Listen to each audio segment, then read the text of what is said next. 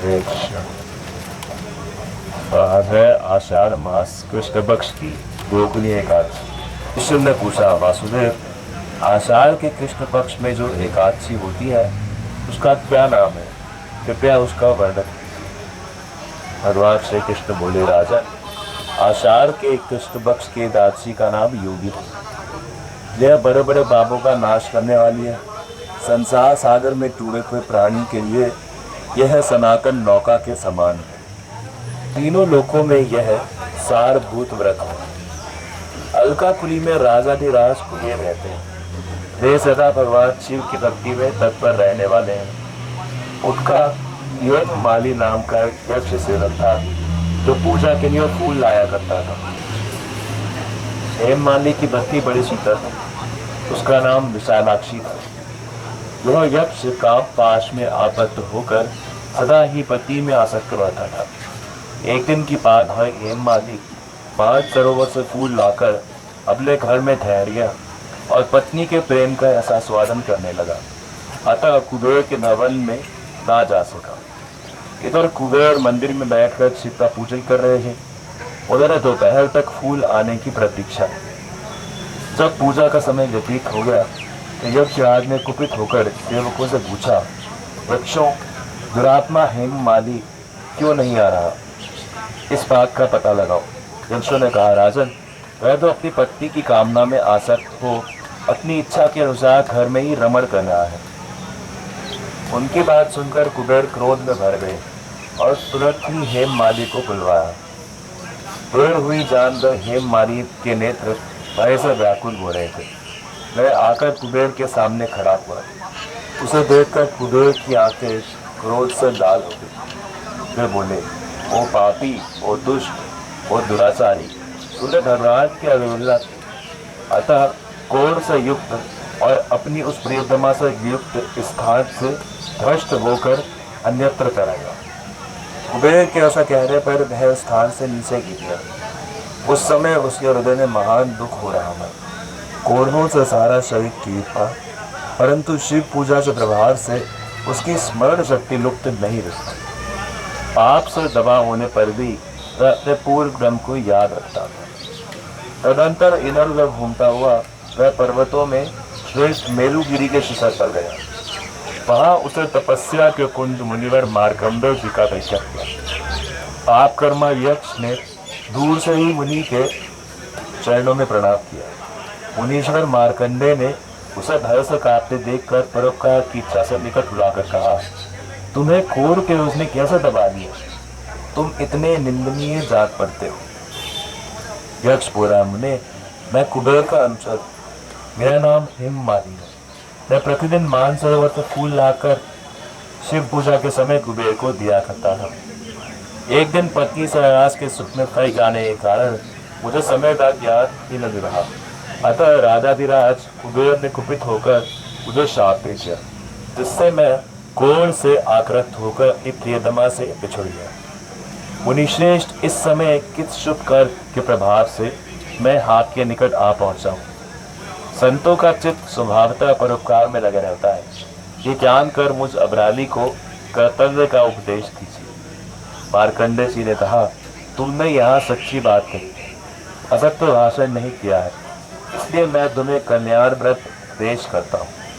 तुम आषाढ़ भी कृष्ण पक्ष में योगिनी एकादशी का व्रत करो। इस व्रत के पुण्य से तुम्हारा कोढ़ निश्चय ही दूर हो जाएगा।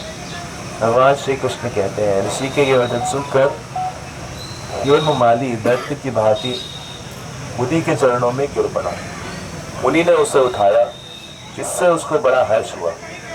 मार्कंडेय जी के उपदेश से उसने योगिनी एकादशी का व्रत किया, जिससे उसके शरीर का कोढ़ दूर हो गया। मुनि के कथनानुसार उस उत्तम व्रत का अनुष्ठान करने पर वह पूर्ण सुखी हो गया। राजन, यह योगिनी का व्रत ऐसा ही बताया गया है। जो 88,000 ब्राह्मणों को भोजन कराता है, उसके समान ही फल उस मनुष्य को भी मिलता है जो योगिनी एकादशी का व्रत करता है। योगिनी महान पापों को शांत करने वाली और महान पुण्य कर देने वाली है। इसके विषय में पढ़ने और सुनने से मनुष्य सब पापों से मुक्ति करता है। श्री योगी राज की प्रकाश भागवतम की। ओम नमो भगवते वासुदेवाय। ओम नमो भगवते वासुदेवाय। ओम नमो भगवते वासुदेवाय। ओम नमो भगवते वासुदेवाय। ओम नमो भगवते वासुदेवाय। ओम नमो भगवते वासुदेवाय। नारायणं नमस्कृत्यं नरं चैव नरोत्तमं देवीं सरस्वतीं व्यासं ततो जयमुदीरये अष्टप्रायेषु अग्रेषु नित्यं भागवत सेवया भगवति उत्तम श्लोके भक्तिर्भवति नैष्ठिकी। हम लोग स्कंद 4 अध्याय कौन सा श्लोक करना थे? नोवा। तस्में उस यज्ञ में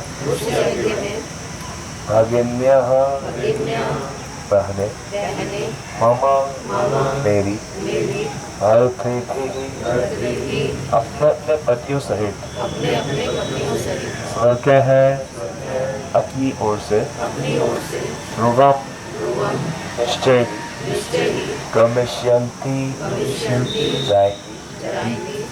सुहृद दृक्षः अपने परिजनों से भेंट करने की इच्छुक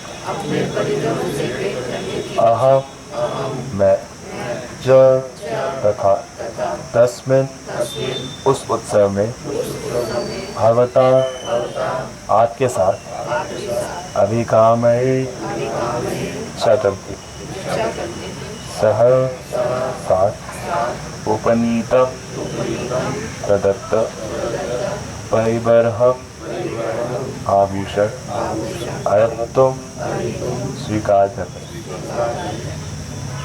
तस्मिन् भगिन्यो मम भर्तृ स्वकै ध्रुवं गमिष्यन्ति सुहृद्दृक्षवः अहं च तस्मिन् भवताभिकामये सहोपनीतं परिबर्हम् अर्घ्यतुम्। मैं सोचती हूँ कि मेरी सभी बहनें अपने संबंधियों से भेंट करने की इच्छा से अपने पतियों सहित इस महान नृत्य में अवश्य आई है। मैं भी अपने पिता द्वारा प्रदत्त आभूषणों से अपने आप को अलंकृत करके आपके साथ उस उत्सव में भाग लेने की इच्छुक हूँ। यह स्त्रियों का स्वभाव है कि वे आभूषणों तथा अच्छे वस्त्रों से अलंकृत होकर अपने पतियों के साथ सामाजिक उत्सवों में जाना चाहती है। वह अपने इष्ट मित्रों तथा संबंधियों से मिलती है और इस प्रकार जीवन का आनंद उठाती है। यह प्रवृत्ति असामान्य नहीं है, क्योंकि भौतिक सुख का मूलाधार स्त्रियां हैं। इसलिए संस्कृत में स्त्री शब्द प्रयुक्त मिलता है। इसका अर्थ है वह जो भौतिक सुखोपभोग के क्षेत्र को विस्तारित कर देती है। भौतिक जगत में स्त्री तथा पुरुष के मध्य आकर्षण होता है। वर्त जीवन की यही अवस्था है। स्त्री पुरुष को आकृष्ट करती है और इस प्रकार से भौतिक कार्यकलाप में इसमें घर, संपत्ति, संतान, मित्रता इत्यादि सम्मिलित है बढ़ती जाती है और भौतिक आवश्यकताएं घटने के बजाय बढ़ती ही जाती है और मनुष्य भौतिक भोगों में फंस जाता है। किंतु शिव भिन्न है, इसलिए उनका नाम शिव है। वे भौतिक भोग से आकृष्ट नहीं। यद्यपि उनकी पत्नी साध्वी सती एक महान जननायक प्रजापति की पुत्री थी और ब्रह्मा के कहने पर शिव को दी गई। शिव को कोई चाह नहीं, किंतु एक स्त्री और राधा की कन्या होने के नाते साध्वी सती सुख उपभोग चाहती है। वह भी अपनी अन्य बहनों के समान अपने पति के घर जाना चाहती थी और वहां सबसे मिलकर सामाजिक जीवन का आनंद उठाना चाह रही थी। यहाँ पर उसने विशेष रूप से संकेत किया है कि वह अपने पिता से प्राप्त आभूषण पहनकर सज्जित होना चाहती थी। उसने यह नहीं कहा कि वह पति से प्राप्त गहने पहनकर शोभित होना चाहती, क्योंकि उसके पति इन सब के प्रति उदासीन थे। उन्हें इसका ज्ञान नहीं था कि पत्नी को किस प्रकार करना चाहिए और कुछ समय ध्यान देना चाहिए, क्योंकि वे तो सदैव पूर्ण पुरुषोत्तम भगवान के भावों में ही निमग्न रहते थे। वैदिक प्रथा के अनुसार कन्या को विवाह के समय पर्याप्त दहेज दिया जाता है। अतः साध्वी सती को भी अपने पिता से दहेज प्राप्त हुआ है, उसमें आभूषण गहने भी थे। यह भी प्रथा है कि पति भी कुछ आभूषण देता है, किंतु यहाँ पर इसका विशेष उल्लेख है कि साध्वी सती के पति भौतिक संपत्ति में शून्य प्राय होने के कारण कुछ नहीं दे सके थे।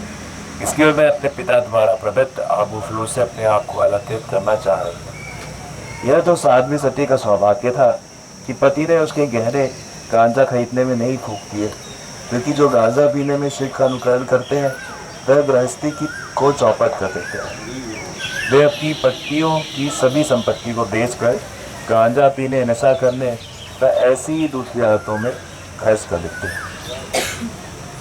यहाँ पर प्रसंग चल रहा है। इस प्रकार राजा तक्ष जो थे वो आगे बृहस्पति से यज्ञ करना चाह रहे थे, और इसे करने के लिए ब्रह्मांड के सभी कोनों से सभी ऋषि मुनि, सभी देवतागण वहाँ पर जा रहे थे। तो जब माता सती ने देखा, छोटे भगवान शिव से ये कहा कि मेरे पिता और आपके ससुर क्या यज्ञ कर रहे हैं, और मेरी भी इच्छा है कि मैं वहाँ जाऊँ और सबसे भेंट करूँ। यहाँ पर जो दो बात जी कह रहे हैं विशेष रूप से कि ये स्वभाव होता है, सांसारिक जो भी व्यक्ति होते हैं, तो यहाँ पर स्त्री पुरुष जो बात हो रही है तो वो इसलिए कहा जा रहा है कि ये एक स्वभाव की बात है। कभी कभार पुरुषों में भी ऐसा स्वभाव देखा जाता है कि उनका इच्छा होती है सर ढक के जाने की, और कई बार स्त्रियों में भी ऐसा स्वभाव देखा जाता है कि उन्हें चीज़ों से फर्क नहीं पड़ता। तो इसलिए ये सामान्य रूप से बताया जा रहा है कि सामान्य सुख उपभोग क्या है कि सच धज के जाओ, अपने परिवार वालों से मिलो, उनके साथ खाओ पियो और इधर उधर की बातें करो, थोड़ा नाच गाट करो। तो ये संसारिक सुख उपभोग है। तो संसार में भी सुख भोगने के लिए प्रेम आवश्यक है। जैसे यहाँ पर देखा जाएगा कि क्योंकि प्रेम नहीं मिला सती जी को, और इसलिए उनका सुख उपभोग जो था उसमें बाधा आ गई, उन्हें शरीर अपना त्यागना पड़ा। तो इसके सबसे जो महत्वपूर्ण चीज़ है जीवन में वो प्रेम की है।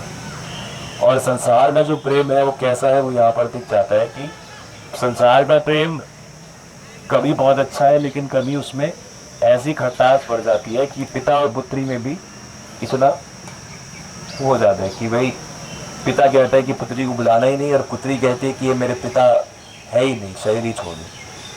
तो ये संसार है। यहाँ का जो प्रेम है वो बाधित होता रहेगा, क्योंकि यहाँ पर संसारिक सुख जब बीच में आ जाएगा तो पिता ये नहीं देगा कि ये मेरी पुत्री है, पुत्री ये नहीं देगी कि ये मेरे पिता है, उनको अपने सुख के लिए त्याग देगा। और ऐसा संसार में हम देखते भी हैं, कितनी बार होता है बच्चे माता पिता पर प्यार कर देते हैं, माता पिता भी, ये कम देखा जाता है कि माता पिता बच्चों का ध्यान ना दें, लेकिन ऐसा भी हो जाता है कि अहंकार के चलते भाई हमारी बेटी ने किसी को शादी कर दी भाग के, तो बेटी को दामाद को दोनों को मार दिया, होता रहता सवाल ऑनर किलिंग जैसे होती। तो ये क्या है, ये भौतिक सुख है। भौतिक सुख के आवेश में व्यक्ति जो है वो अट्ठा हो जाता है और इस प्रकार से ऐसे कार्य करता है। तो इसीलिए जो उपाध्याय बता रहे हैं कि सामान्य स्वभाव मनुष्यों का, विशेष रूप से स्त्रियों का यही होता है कि भौतिक सुख में आकृष्ट रह जाए, और इसी के चलते पुरुष भी उसमें बह जाते हैं।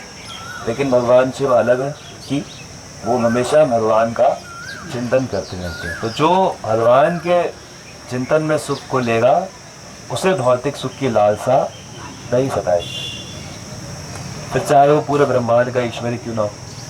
भगवान शंकर के लिए कोई भी सोना चांदी हीरे जवाहरात कोई दुर्लभ थोड़ी है, लेकिन उन्हें इन सबसे कोई आदर्शन ही नहीं है, क्योंकि उनको भगवान के परल का जो रस है वो चीज़ लुभाती है। तो इसलिए उन्हें इस चीज़ से कोई फ़र्क नहीं पड़ा कि सती जी क्या कह रही है क्या। तो इसीलिए सती जो है वो अलग ही प्लेटफॉर्म पर ही चर्चा करती है कि मैं अपने पिता के द्वारा दिए आभूषणों को देकर वहाँ पर सर कस के जाना चाहती हूँ और आप ही मेरे साथ चलिए। तो वो उनको अपने साथ ही जाना चाहते हैं, ये जानते हुए कि उन्होंने बुलाया नहीं। तो आगे शिव जी मना करेंगे, तो बोलेंगे कि जहाँ ना बुलाया गया हो वहाँ नहीं जाना चाहिए। विशेष रूप से जो पता हो कि जैसे भक्ति संबंधी कुछ चीज़ें होती है, जैसे भगवान का संकीर्तन है, जहाँ पर अलग बात होती है जब सबके लिए ओपन इन्विटेशन है। लेकिन जहाँ पर भाई बुलाया नहीं गया और जहाँ पर विशेष रूप से द्वेष है, तो वहाँ पर ऐसे जाने से कई बार चीज़ें और गड़बड़ हो जाती है। तो शिव जी समझाते हैं, लेकिन सती जी नहीं मानती और जिद करती है, और जिद के कारण फिर ये सब जो आगे गड़बड़ होती है वो होती है। तो इसलिए पूरे प्रसंग का यूँ वो ऐसा है कि इस प्रकार से हमें जिद नहीं करनी चाहिए और भौतिक सुख का जो भोग है उसके प्रति आसक्त ना रहकर गुरु की बात माननी चाहिए, जो भी हमारे सीनियर हैं, जो कि हमसे बड़े हैं।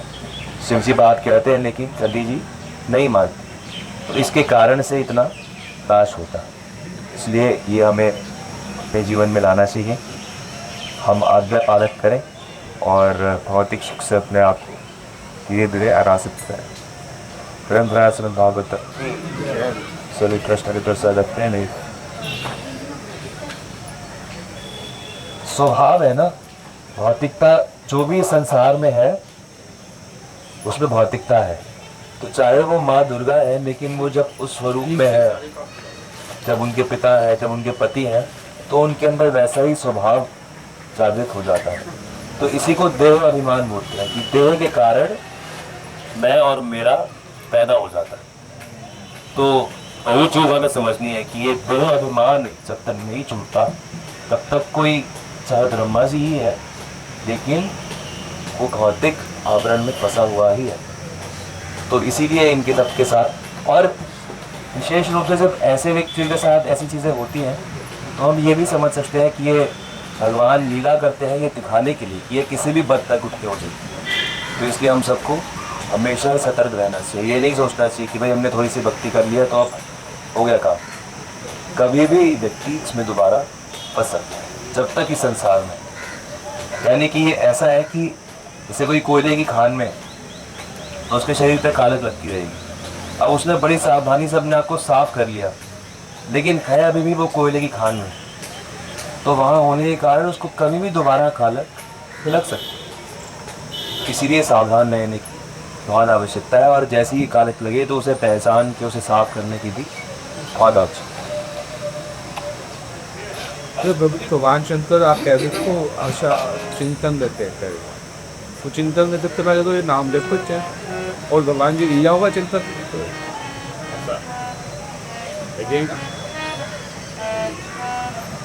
और हमेशा भगवान के बारे में सोचा और चलो जो है इनका काम करे। भगवान का नाम, भगवान की लीला, भगवान का रूप, तो जब भक्त लोग चिंतन करते हैं तो वो हर एक भक्त का कोई एक विशेष प्रिय चीज़ होती है कि भाई मुझे तो ये लीला, जैसे हम दामोदर लीला पढ़ते हैं तो उसमें सत्यव्रत मुनि अंत में क्या कहते हैं कि मेरी तो बस यही इच्छा है कि मैं इसी लीला का दर्शन करता हूँ। तो कई बार ऐसा होता है कि भक्त लोग किसी एक विशेष सेवा या किसी एक विशेष स्वरूप या भगवान किसी एक विशेष गुण के बारे में ही चिंतन करते रहते हैं। कभी कभार बहुत समय, लंबे समय तक उसका चिंतन करने पर के बाद किसी और विशेष लीला को चिंतन करने लग जाते हैं। तो ऐसा करके चलता रहता है। क्या ऐसे भी हो सकता है कि जैसे जो भगवान ने श्लोक बोला गीता, हाँ, तो हमारे लिए साधन के रूप में तो हम ये करते हैं, करना चाहिए। भगवान ने क्या क्या बोला है, क्या क्या कहा है, क्या क्या उपदेश, उसके बारे में चिंतन करना भी थे बस। गुरु जी, भगवान शिव परम वैष्णव है और माँ सती जो है वो भी आध्यात्म की दृष्टि से परम वैष्णव, उत्तम है। परम वैष्णव। तो जब इतने परम होते हुए भी उनके जीवन में संकट आ गया तो अपने तो निरुति नहीं। हाँ, तो संकट आपने किसने आगे जीवन में संकट नहीं आया? जीवन में तो संकट आने ही आने, तो हम ये तैयारी कर रहे हैं कि जब संकट आएंगे तो कैसे इसे निपटता है। तो ये उदाहरण है कि जैसे माँ सती ने किया वैसा न्याय ना करके ऐसा भगवान शिव करते हैं, वैसा करेंगे तो बीतता जाएगा, और गलती करेंगे तो फिर फंसेंगे। तो ये सारे इसीलिए तो दे रहे हैं उदाहरण कि देखो और समझो, संकट तो आएंगे, भौतिक संसार में रह के तो ऐसा हो ही नहीं सकता कि संकट ना आए। ब्रह्मा जी के ऊपर संकट आते, असुर पैदा हो जाते हैं, ब्रह्मा जी को मारने के दौड़ जाते, तो संकट तो आधे ही रहेंगे, चाहे आप कोई भी हो। ब्रजवासियों पे संकट आ जाते हैं, असुर आ जाते हैं, तो ब्रजवासियों पे संकट आता है कि कालिया में मान लो पकड़ के था।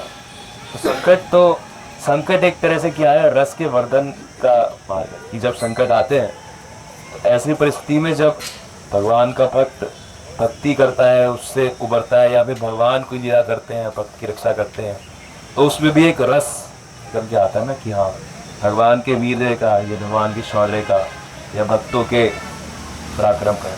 तो इसलिए संकट तो आते रहेंगे। तो भी जब जैसे जैसे हम भक्ति की तरफ अग्रसर होते हैं, थोड़े से प्रागढ़ होते हैं, थोड़ा सा बढ़ते हैं, तो क्या हम अपने परिवार से, समाज से विरक्त होते चले जाते हैं? उनके प्रति आसक्ति से विरक्त हो जाते हैं, उनके प्रति जो हमारी जिम्मेदारी है उससे नहीं होते। जो हमारे कर्तव्य हैं, कर्तव्यों से विमुख नहीं होते, लेकिन आसक्ति से छूटते रहते हैं। ये स्वभाव है। जब आसक्ति कब होती है, जब प्रेम कब हो जाता है? भौतिक संसार में तो प्रेम है ही, सामने वालों को ये लगता है ना प्रेम कब हो गया, पहले से या लग सकता है अगर वो ना समझे तो इसीलिए कर्तव्य नहीं छूटता है ना भक्त का। कर्तव्य जब तक रहता है तो वो अपने कर्तव्य ठीक से करता है, तो कभी कभी जब भी सकता है, तो वो तो व्यवहार में कैसे जैसे हम समाज के साथ में रहते हैं, तो हमें देखना पड़ेगा कैसे हो रहा है, कैसे वो समझते हैं कि हाँ वास्तव में तो हमें अगर समझ में आ रहा है कि संसार में प्रेम नहीं है, तो उन्हें भी समझ में आए कि हाँ संसार में प्रेम नहीं है, ये प्रेम सिर्फ भगवान से होता है। जब तक भगवान से प्रेम नहीं होगा तब तक हम सेवा से भी प्रेम नहीं कर सकते। जब तक ये सब लोग नहीं समझेंगे तब तक कई बार ऐसा होता रहेगा।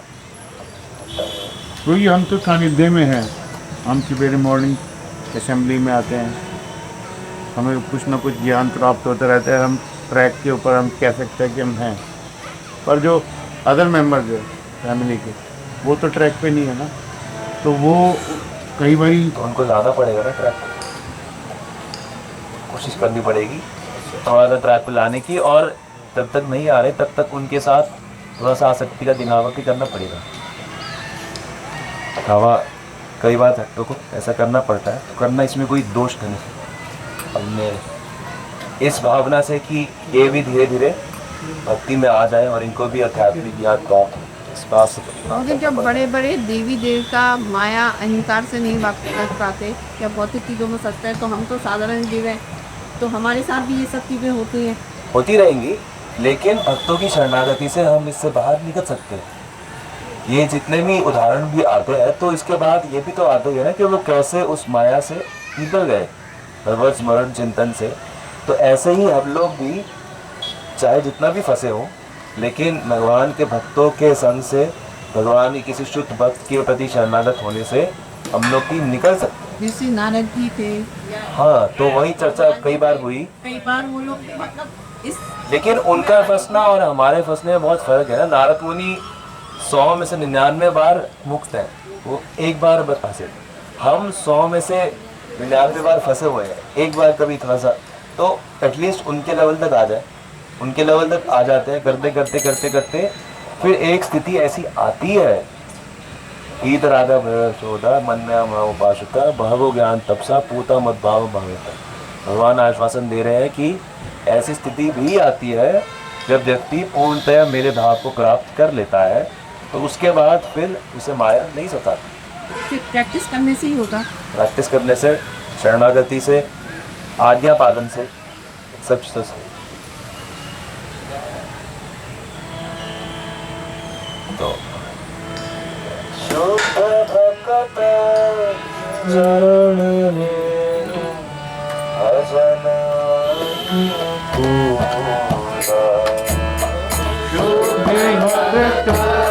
चरण रेणु भजन अनुकूला।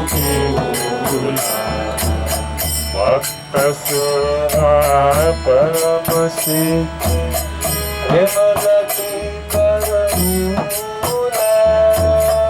भक्त सेवा परम सिद्धि प्रेमलति कर मूला। शुद्ध भक्त के चरण भजन शुद्ध भक्त चरण रेणु अनुकूला। माधव की भक्ति जननी जनन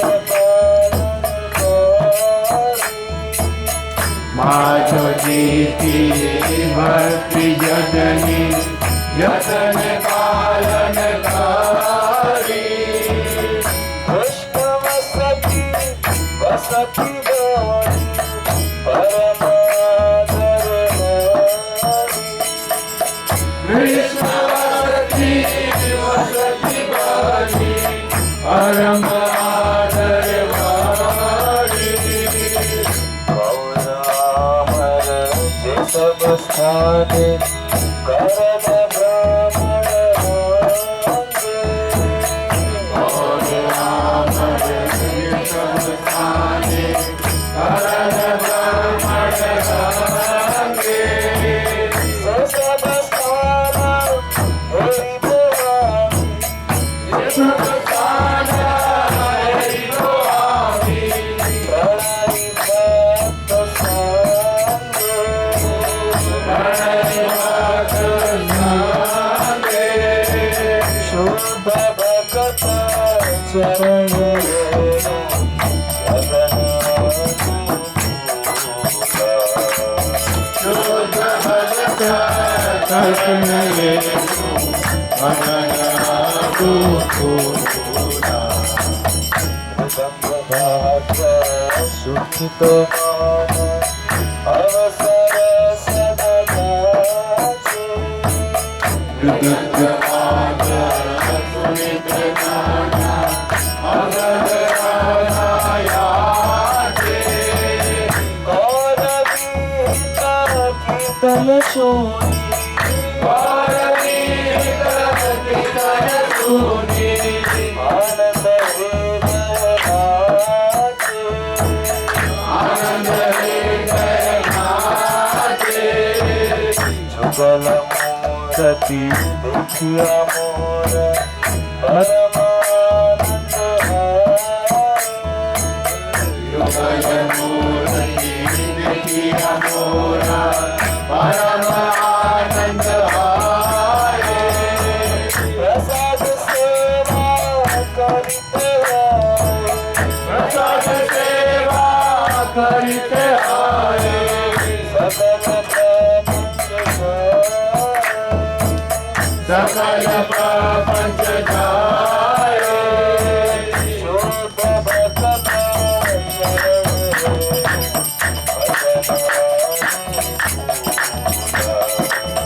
शुद्ध भगत चरण रेणु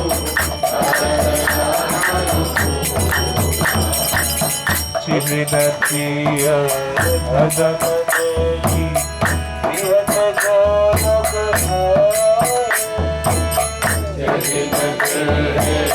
भजन देखी गोलोक पाए। चरण सिंधु देखिया गंगा। चरण सिंधु देखिया गंगा। सुख नसीब सुख नसीना पाए। देखी चूड़ा माधव